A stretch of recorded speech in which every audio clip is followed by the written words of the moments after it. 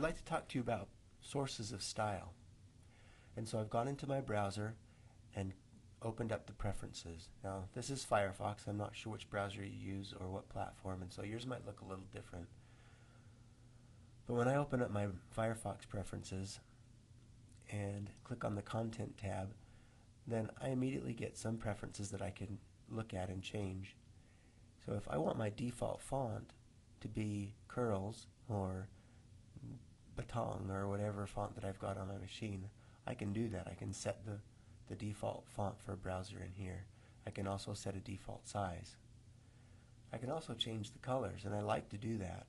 I like to set my background color to gray, especially when I'm designing, because usually this is set to white, and when people set their background default to white and they're making their own web pages, they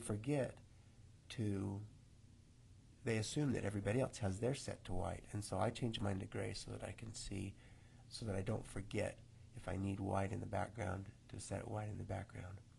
So as a designer, I'd encourage you to also change your preferences, the background color preferences, to gray. And I'm just going to leave all the rest of my colors the same, but you can change them in here. These are browser styles. I can also go to the Advanced tab and do some interesting things. If I want to change my proportional serif, sans serif, or monospace fonts and sizes, I can do that. I can also say allow pages to choose their own fonts, which that's checked right now. If I uncheck it, then pages will be forced to use the fonts that I've chosen here. Now that gives a designer an interesting dilemma.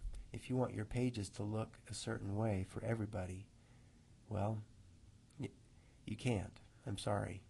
It's out of your control.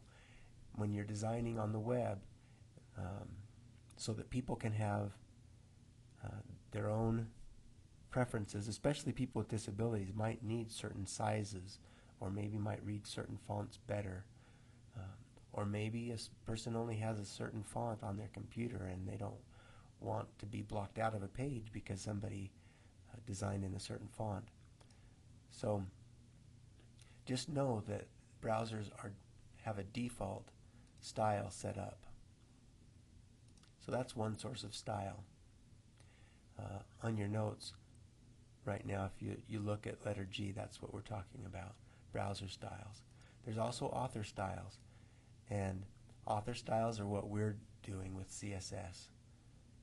And they actually take precedence over browser style sheets. So whatever we set in our author style sheets will take preference in a browser over a browser style sheet. There's a third style that is called user, and very few people know about these, but a user can actually create his own style sheet, and it will take precedence over author and browser style sheets. So just be aware that as web designers, we have very little control really over what a web page looks like, partly because of this third source of style. Notice also, on that same note, that in good browsers you can very easily change the size of the text, and that could potentially change design in a lot of ways. It's a good thing. A lot of people don't see very well, and it's important for them to be able to magnify text. Okay, so that's sources of style that you ought to be aware of.